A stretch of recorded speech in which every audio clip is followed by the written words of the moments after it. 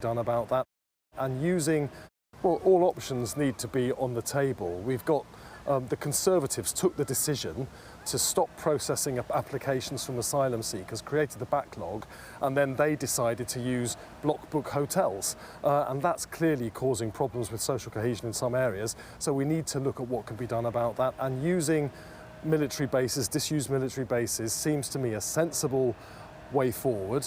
We need to dot the I's and cross the T's on that and look at the detail of it. But we want to move ahead of that so that we can continue to reduce the number of hotels that are being used. The Prime Minister has said we're going to stop using hotels well before the end of this Parliament, but we want to do that as quickly as we can, given the level of tension and concern there is in communities. If you go into the next election still using hotels to house asylum seekers, will that be a failure in your eyes?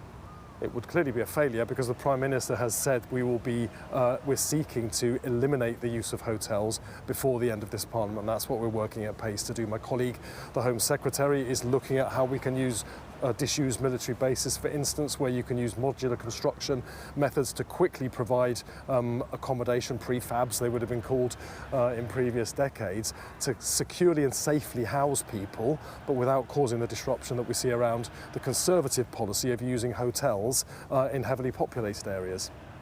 Can you guarantee that these sites are going to be better value for money for the taxpayer, and that you're not just doing this for the optics because people don't like hotels? Because we're still working through the detail of the military bases, we don't have particular ones that have been identified.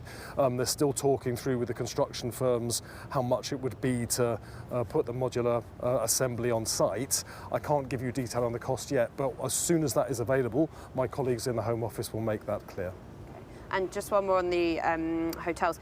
If you're so committed to ending the use of hotels, why are you considering extending hotel contracts for 2036 to 2039? Well, it was the Conservative government that chose to stop processing applications from asylum seekers and then decided to put the backlog, the people, in hotels in populated areas.